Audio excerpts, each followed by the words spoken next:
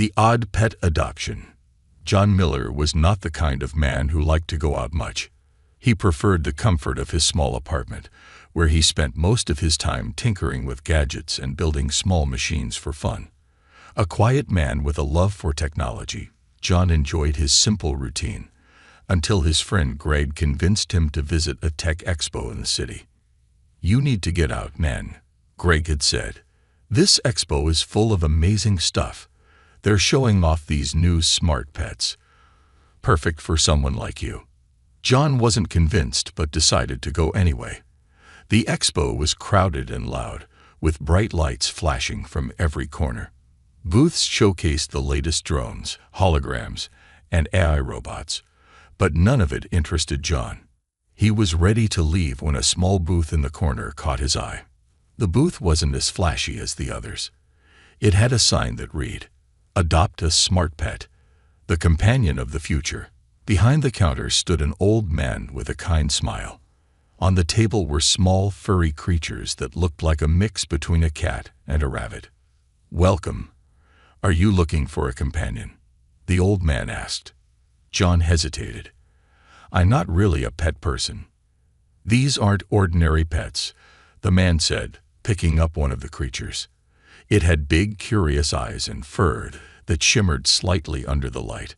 "They're highly intelligent, adaptive, and perfect for someone who likes technology. They learn from you and even respond to your emotions."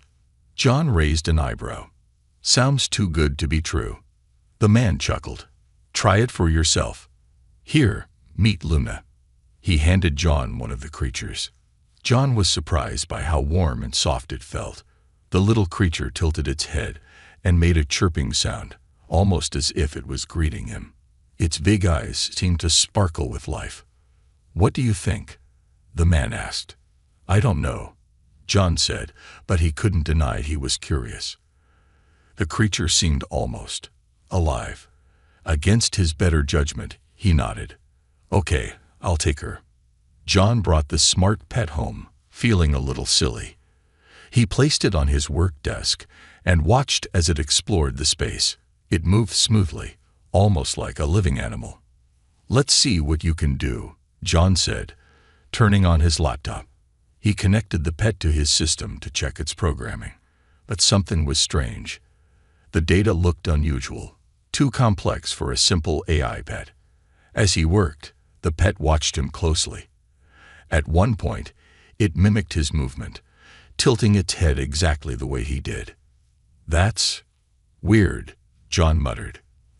The pet made a soft chirping sound again, then hopped onto his desk, pressing its tiny paw against his hand. John froze. The gesture felt deliberate, almost like it was trying to communicate. "You're full of surprises, aren't you?" he said, shaking his head. That night, as John prepared to sleep, he placed the pet in a small box with a blanket. "Good night, Luna," he said jokingly. But as he turned off the lights, he heard a faint voice. "Good night." John froze in place. His heart raced as he turned back to the box. "What did you just say?" The creature tilted its head and repeated, "Good night." John stared, unable to believe what he was hearing. This wasn't supposed to happen. The pet wasn't supposed to talk. "Who? What are you?" he whispered, his voice barely audible. The creature's eyes seemed to glow faintly in the dark. "Help," it said softly. John felt a chill run down his spine. This wasn't a pet. It was something else entirely. Something alive. The next morning, John couldn't shake the memory of what had happened. He avoided the creature, hoping he had imagined the whole thing. But as he sat at his desk, the creature climbed onto his lap, looking straight into his eyes. "Help me," it said again, its voice small but clear. John's hands trembled. "What do you mean? Who are you?" The creature hesitated, then reached for the clasp around its neck.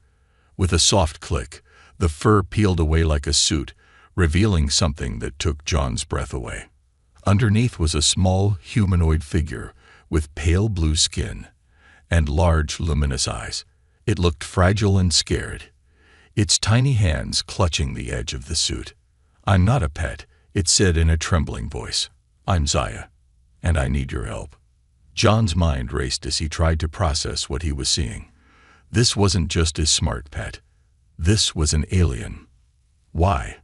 Why me?" he asked, his voice shaking. "Because I had no choice," Zaya replied. "They're coming for me. And if they find me, they'll destroy everything." John felt his world turn upside down. He had no idea who they were, but one thing was clear. His quiet, simple life was about to change forever. The truth unveiled. John sat on his worn-out couch, staring at the small blue-skinned figure sitting awkwardly on his coffee table. Zaya, as she called herself, was unlike anything he'd ever seen, not from a sci-fi movie, not from any of his late-night tech rabbit holes. She was real, and she was terrified. "So, you're telling me you're not from Earth?" John said, his voice dripping with disbelief. Zaya nodded, her luminous eyes shimmering under the dim light. "I'm from Lithera, a planet far beyond your star systems. I came here to hide." John rubbed his temples. "Hide from who? Why disguise yourself as this?" He motioned toward the limp, smart pet suit lying on the floor. Zaya hesitated, her small hands gripping the edge of the table. "From the Clivorians," she said finally. "They're a warlike race, hunting me because I know their secret." John leaned forward, narrowing his eyes. "Secret? What secret could be worth chasing you across the galaxy?" Zaya glanced at the window as if expecting shadows to emerge any second. "The Clivorians built a weapon," she whispered. "A weapon so powerful it can erase entire planets. I escaped with the coordinates to their facility. If I can get the data to my people, we can stop them." John's first instinct was to laugh, but the weight in her voice froze the words in his throat. "And you thought Earth was the best place to hide?" Zaya managed a faint smile. "Your planet is primitive by galactic standards. No one looks here. But now, they found me." A chill ran down John's spine. "Found you? What do you mean?" As if on cue, a faint beeping noise broke the tension. Zaya's head snapped toward the discarded suit. "No, no, no," she muttered, scrambling to the floor. "What is it?" John asked, panic rising in his chest. Zaya pulled a small glowing device from the suit's lining. Its light pulsed rapidly, accompanied by the steady beep. "The tracking beacon," she said, her voice trembling. "It's been activated." John felt his stomach drop. "Tracking beacon? You're telling me they know where you are? Right now?"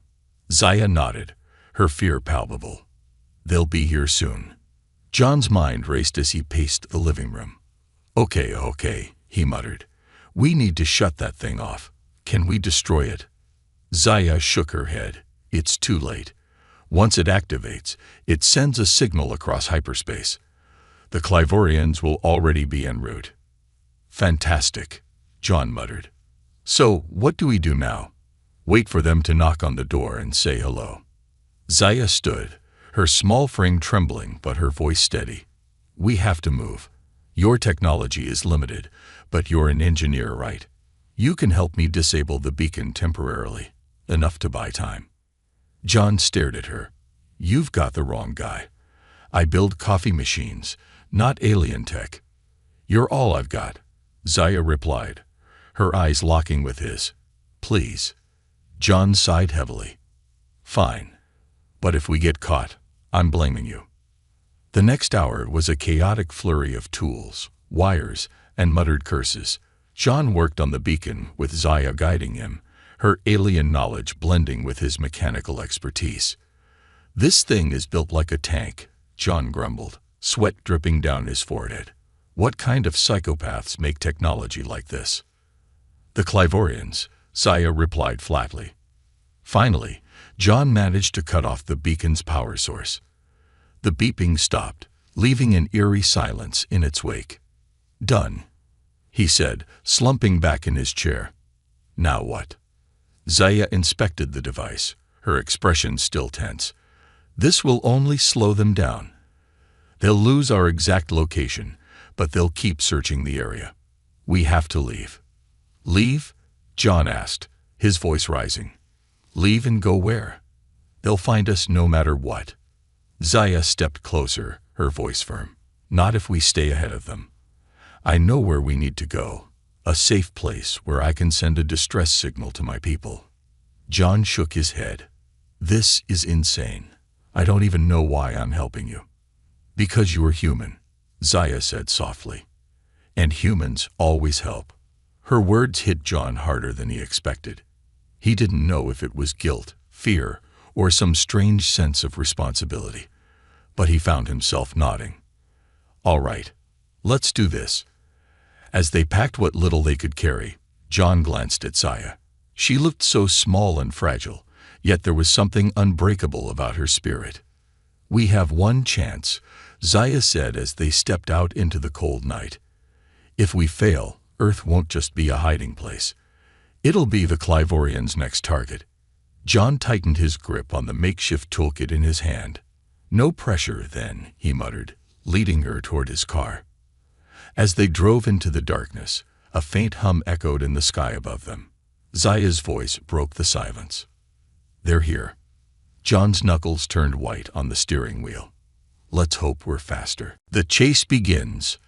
The black SUV skidded to a halt outside a rundown diner in the middle of nowhere. Inside, John slouched in a booth, sipping his coffee nervously while Zaya sat across from him, wrapped in an oversized hoodie. Her pale blue skin was almost invisible in the shadows of her makeshift disguise. We can't keep running like this, John said under his breath, glancing toward the window for the 100th time. The parking lot was empty, but the hairs on his neck refused to relax. Zaya's eyes darted around the room, scanning every face, every movement. We don't have a choice. If they find us, it's over. John leaned closer, his voice dropping to a whisper. You keep saying that, but what exactly happens if they catch you? They take you back. Kill me. Blow up the diner. Zaya hesitated, her hands gripping the edge of the table. If they catch me, they'll extract the coordinates. And then they'll come for Earth. Your planet is an ideal target. Low-tech, defenseless, full of resources. John swallowed hard, his appetite vanishing. Great, just great. Before he could say more, the door to the diner opened. A man in a black suit stepped inside, his face cold and unreadable. Behind him, 2 more men followed, their movements unnaturally synchronized. Zaya stiffened. Clivorians, she whispered. John's heart sank. You said they'd look alien. They're wearing human disguises, Zaya replied. But look at their eyes. John did. The men's eyes were unsettling, too bright, too focused. They scanned the diner like cameras, their gazes lingering on each patron. We need to go, Zaya said, her voice trembling. Yeah, no kidding, John muttered. Sliding out of the booth as casually as possible, John dropped some cash on the table and gestured for Zaya to follow. They headed toward the kitchen, avoiding the front door. Hey, you can't go back there, a waitress called, but John ignored her, pulling Zaya through the swinging doors. The kitchen staff stared as they hurried past, but John didn't stop to explain. Pushing open the back door, they stumbled into an alley. Where's the car? Zaya asked, her voice rising with panic. Parked around the block, John replied, leading her down the alley. They turned a corner and froze. 2 more men in black suits stood by the car, their heads snapping toward John and Zaya in unison. Run, John shouted. They sprinted down the street, John's heart pounding in his chest. Behind them, the Clivorians gave chase, their movements eerily fast and mechanical. How did we lose them? John gasped, his lungs burning. We don't, Zaya replied. We just stay ahead. John glanced around, his engineer's brain working overtime. They needed a diversion, spying an open construction site ahead. He grabbed Zaya's hand and pulled her toward it. What are you doing? She asked. Improvising, John said. They ducked behind a stack of concrete slabs as the Clivorians entered the site. John scanned the area, spotting a half-finished scaffolding rig nearby. Stay here. he told Zaya, grabbing a wrench from his toolkit. "What are you?" "Trust me," John interrupted. Climbing the scaffolding as quickly as he could, John reached the top and began loosening bolts on a large hanging beam. Below, the Clavorians spread out, scanning the area with small, handheld devices that emitted an eerie blue light. Come on," John muttered, his hands shaking as he worked. The bolts finally gave way. With a groan, the beam crashed to the ground, sending up a cloud of dust and debris. The Clavorians stumbled, their focus momentarily broken. "Zaya, now!" John shouted. Zaya darted out from her hiding spot, running toward the other side of the site. John climbed down as fast as he could, his pulse racing. As they emerged onto the street, a battered old delivery truck screeched to a stop in front of them. The driver, a middle-aged woman with sharp eyes, leaned out the window. "Need a ride?" she asked. John blinked. "Who the hell are you?" "Lisa," the woman replied, her gaze flicking to Zaya. "Your friend here called for help." John turned to Zaya, who shrugged. "I improvised," she said. The truck roared down the highway, leaving the Clavorians far behind. John slumped in the backseat, his head spinning. "You've got a lot of explaining to do," he told Zaya. She nodded, her expression serious. "I will. But first, we need to get to the safe house." "Safe house?" Lisa asked, glancing at Zaya in the rearview mirror. "You better hope it's as safe as you think. Those guys won't give up easily." "They never do," Zaya said softly, her eyes filled with a mixture of fear and determination. As the truck disappeared into the night, John realized one thing. He was in way over his head, but there was no turning back now. Alien secrets. The safe house was a forgotten bunker buried deep in the forest.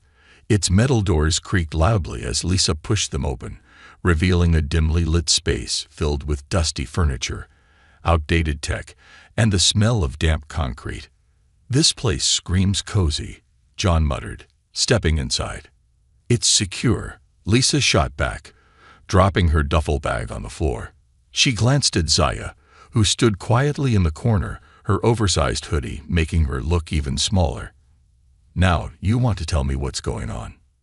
Zaya hesitated, her luminous eyes flicking between John and Lisa. "Are you sure she can be trusted?" "She saved our butts," John replied. "That earned her some trust. Now spill it. Everything." Zaya sighed and sat on the edge of a worn-out table, her small frame looking more fragile than ever. "You already know I'm not from Earth," she began, her voice steady but low. "But what you don't know is why I'm here." "We know you're on the run," Lisa said, crossing her arms. "Something about bad guys and a superweapon." Zaya nodded. "The Clavorians built the Thanatos Array, a weapon capable of wiping out entire planets. They've already used it on 2 systems. Millions of lives, gone in seconds." John's stomach churned. Why would anyone build something like that? "Power," Zaya replied. "They want to dominate the galaxy, and they'll destroy anyone who resists." Lisa frowned. "And you? How do you fit into this?" "I was a data courier," Zaya said. "I worked for the Lithuanian resistance, smuggling critical information. One of my missions led me to discover the location of the Thanatos Array's core. If we can destroy it, we can stop them." "Let me guess," John said. "You're the only one with that information." Zaya nodded. "The Clavorians destroyed my ship when I tried to escape. I crash-landed on Earth and disguised myself as a smart pet to blend in. I thought I could stay hidden long enough to find a way to contact my people." Lisa raised an eyebrow. "Contact them how?" "With Earth tech. Good luck with that." Zaya reached into her hoodie and pulled out a small crystalline device. It pulsed faintly with light, almost like it was alive. "This is a quantum transponder," she explained. "It can send a signal across the galaxy, but it requires a power source strong enough to activate it." John's eyes widened. "And let me guess, Earth doesn't have anything like that." Zaya's silence was answer enough. For a moment, The room was quiet except for the hum of an old generator in the corner. Finally, Lisa broke the silence. "So, what's the plan? Sit here and wait for them to find us?" "No," Zaya said firmly. "There's a facility nearby. Your people call it a power plant. If we can tap into its grid, I can charge the transponder and send the signal." Lisa frowned. "You want us to break into a power plant? That's not exactly subtle." "It's the only way," Zaya said. John sighed, running a hand through his hair. "Let me get this straight. We're supposed to sneak into a high-security power plant, hack into the grid, and hope the alien murder squad doesn't catch us before you can make a phone call." Zaya tilted her head. "That's an accurate summary." John groaned. "Perfect." Lisa paced the room, her mind clearly racing. "If we do this, we need a solid plan. What kind of defenses are we dealing with?" Zaya hesitated, then looked down at her hands. "I might be able to help with that," she said softly. "What do you mean?" John asked. Zaya closed her eyes, and a faint glow began to emanate from her skin. Her hands shimmered with an ethereal light as small projections appeared above her palms, holographic images of the power plant, complete with blueprints and security layouts. John and Lisa stared, stunned. "Wow," John whispered. "You've been holding out on us." "It's part of my physiology," Zaya explained. "Litherans can interface with data systems directly. I accessed your planet's satellite network while we were on the move." Lisa whistled. "Handy trick. Wish I could do that." "It's not without risks," Zaya admitted. "Using it drains my energy. I can't keep it up for long." John studied the hologram, his mind already piecing together a plan. "All right," he said. "We'll need disguises to get past the outer perimeter. Lisa, you're our muscle. Zaya and I will handle the tech." Lisa smirked. "Finally, something I'm good at." Zaya's hologram flickered and disappeared as she lowered her hands, looking pale and exhausted. "We have to be quick," she said. "The Clivorians won't stop searching." John placed a hand on her shoulder, surprising even himself. "We'll make it work. We have to." As they prepared for the mission, an uneasy silence settled over the bunker. The stakes were higher than anything John could have imagined, but deep down, he felt a strange sense of purpose. For the first time in years, he wasn't just tinkering with machines or solving small problems. He was part of something bigger, something that could save millions of lives. "We leave at dawn," Lisa said, loading her gun with practiced ease. Zaya glanced at John, her eyes filled with gratitude. "Thank you," she said quietly. John nodded, his jaw set. "Don't thank me yet. Let's make it out of this alive first." As the first rays of sunlight filtered through the trees, the three of them stepped out of the bunker, ready to face whatever lay ahead. A new ally. The power plant loomed in the distance, its towering stacks spewing clouds into the night sky. A cold wind swept across the deserted road as John adjusted the ill-fitting security uniform Lisa had swiped from a nearby depot. "This is a terrible idea," John muttered, tugging at the collar. Lisa, dressed in an identical uniform, but looking far more confident, smirked. "Relax, John. You're doing great. Just act like you belong." "I don't belong," John said. "I build coffee machines. I'm not exactly a master of espionage." Zaya, now hidden under a large backpack to avoid detection, peeked out and whispered, "If it helps, the odds of success are not zero." John groaned. "Very reassuring, thanks." The trio approached the main gate, where a lone guard sat in a booth, engrossed in his phone. Lisa stepped forward with casual authority, waving a forged ID badge. "Night shift replacements," she said curtly. The guard barely glanced at her, then at John, who did his best to look disinterested. "New guy?"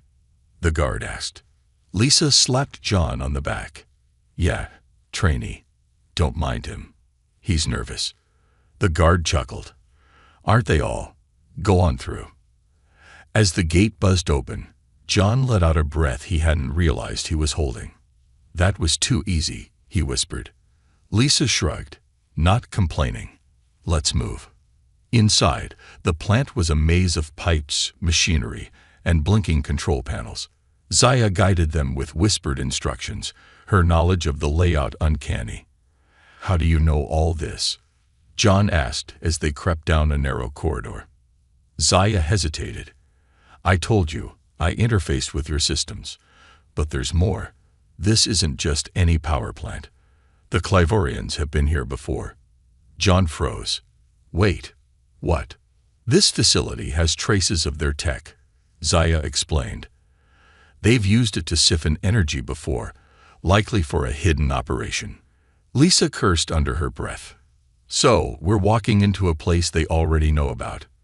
Yes, Zaya admitted, but that's why it's perfect. They won't expect us to use it against them. They reached the control room, a cavernous space filled with consoles and glowing monitors. Zaya climbed out of the backpack and hurried to a terminal, her fingers moving with inhuman speed as she hacked into the system. John stood watch near the door, his heart pounding. How long is this going to take?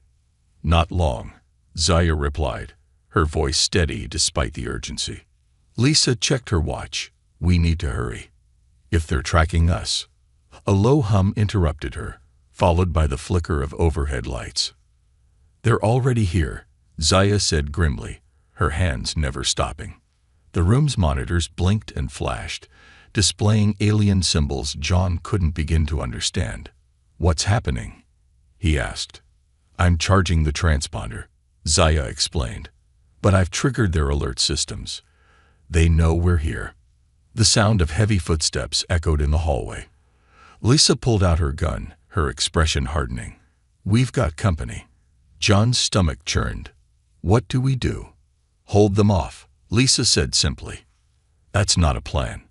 John protested. It is now, Lisa snapped. Zaya, how much longer? 2 minutes, Zaya replied. We don't have 2 minutes, Lisa muttered, stepping toward the door. Suddenly, the footsteps stopped, and a voice called out. A deep mechanical tone that sent chills down John's spine. Lithuanian fugitive, surrender now. Resistance is futile.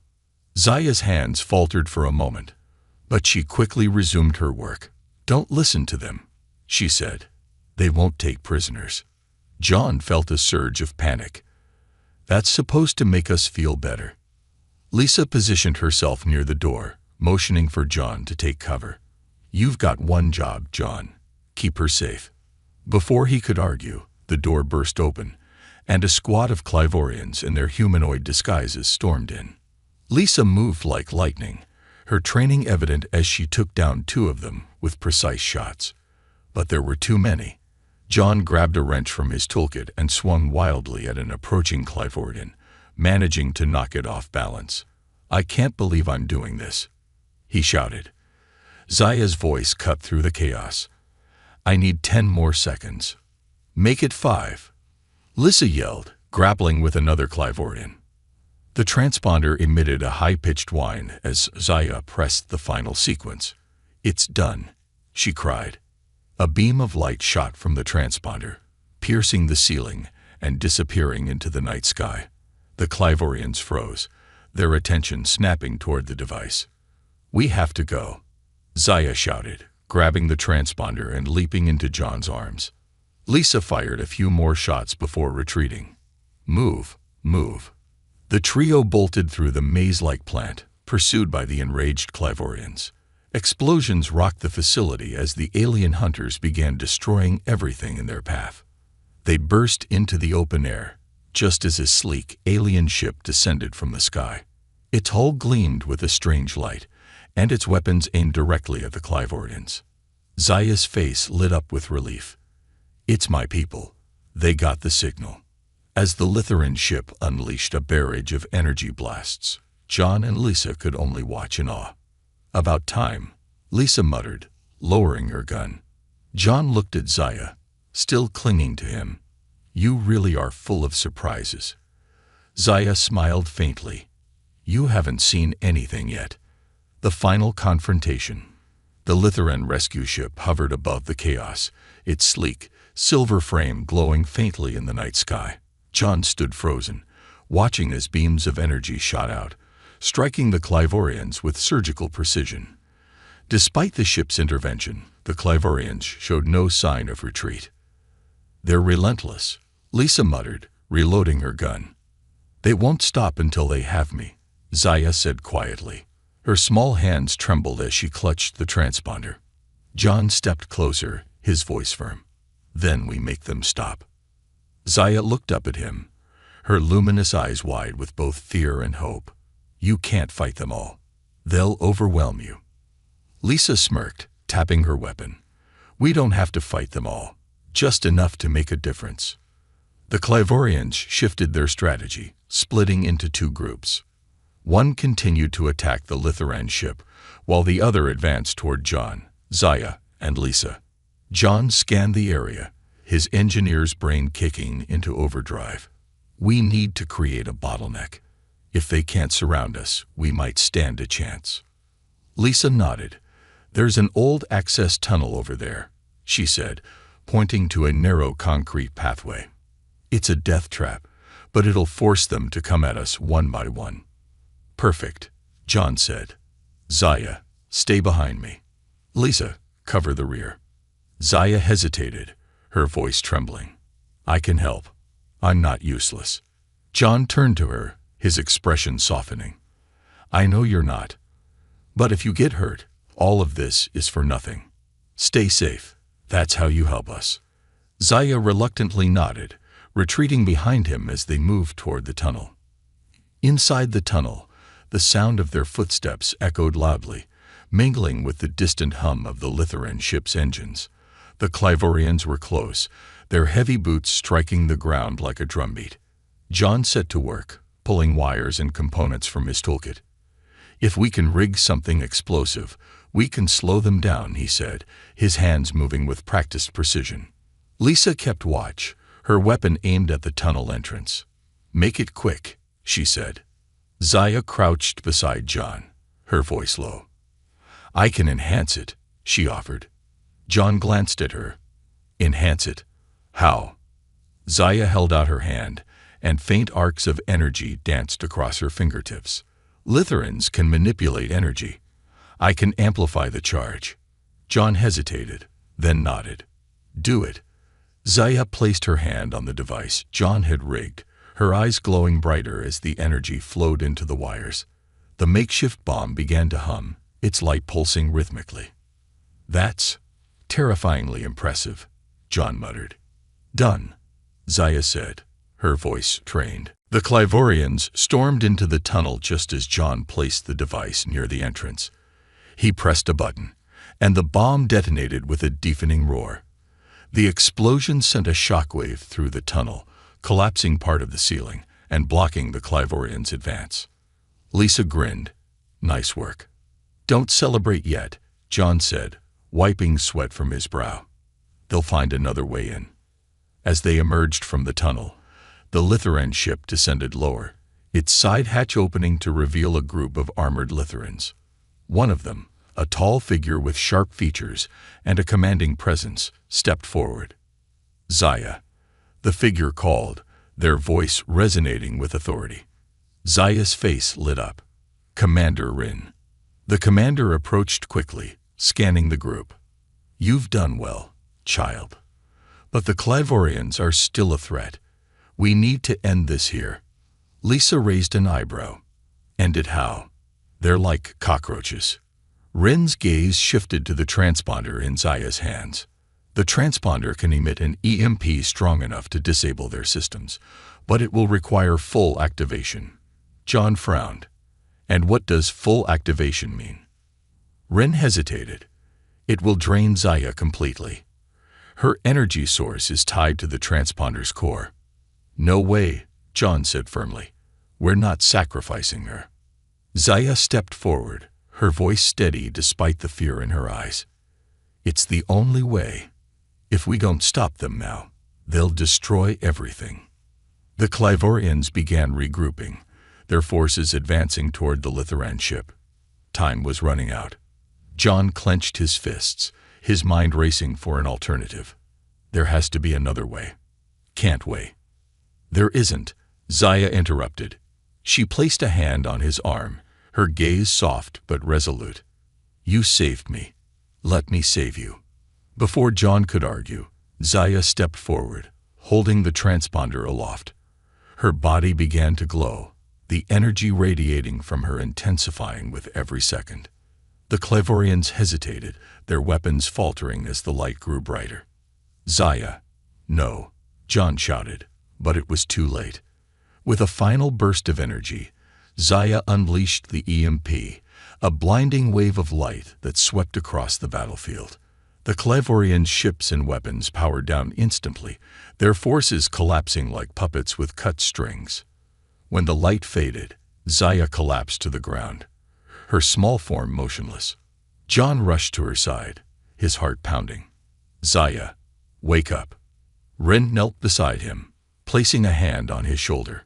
She's alive, the commander said, but she'll need time to recover. Relief washed over John as he cradled Zaya in his arms.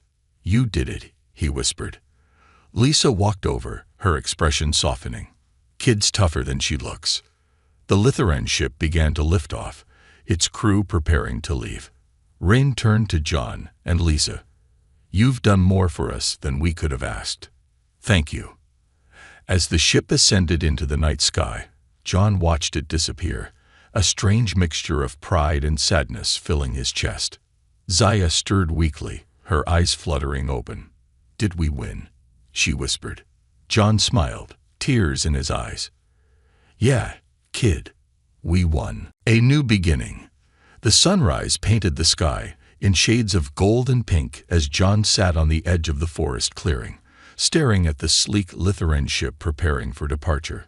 The hum of its engines was soft, almost melodic, but it couldn't drown out the heaviness in his chest. Behind him, Zaya sat on a makeshift stretcher, wrapped in a thermal blanket. Her pale blue skin was still faintly glowing, a sign that her energy was slowly returning. You don't have to leave, John said suddenly, not turning to face her. Zaya's voice was soft but steady. I do, John. My people need me. And now that the Clavorians know about Earth, they might return. We have to prepare for that. John turned, his eyes filled with concern. You've already done more than anyone could ask. Why not stay here? Start over. Zaya smiled faintly. You don't understand, do you? You didn't just save me. You saved an entire galaxy. I owe it to everyone to keep fighting. Lisa approached, her boots crunching on the forest floor. Ship's ready, she said, her tone unusually gentle. They're waiting for you. Zaya stood, wobbling slightly. John instinctively moved to steady her, but she shook her head. I'm okay. Lisa crossed her arms. You're braver than most people I've met. Don't let that get you killed. Zaya smiled. I'll do my best. As Zaya began walking toward the ship, John followed her. Wait, he said, pulling a small object from his pocket. It was a simple keychain, a miniature gear he'd crafted years ago as a prototype for a project that never got off the ground. It's not much, he said, placing it in her hand. But if you ever need a reminder of Earth, or me, keep this. Zaya stared at the keychain, her luminous eyes shimmering. Thank you, John, for everything. Before he could say more, Zaya stepped onto the ship's ramp. She turned back one last time, her gaze locking with John's. Goodbye, she said, her voice trembling slightly. John raised a hand in a small wave. Goodbye, Zaya. The ship lifted off, its engines glowing brighter as it descended into the sky. John and Lisa watched in silence until it disappeared into the clouds, leaving only the faint hum of its departure behind. Lisa finally broke the silence. You okay? John nodded, though his throat felt tight. Yeah, just thinking. Lisa smirked. About how you went from a quiet engineer to saving the galaxy in under a week.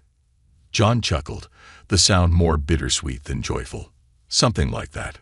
The two began walking back toward the truck, the forest quiet except for the rustle of leaves. "What now?" Lisa asked.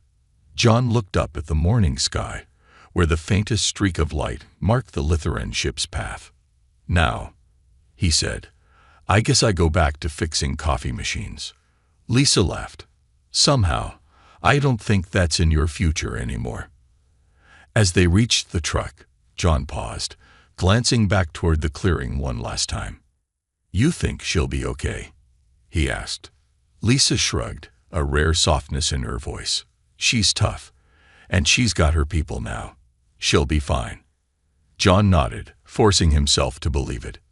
Weeks later, John returned to his workshop, trying to rebuild his life one small project at a time.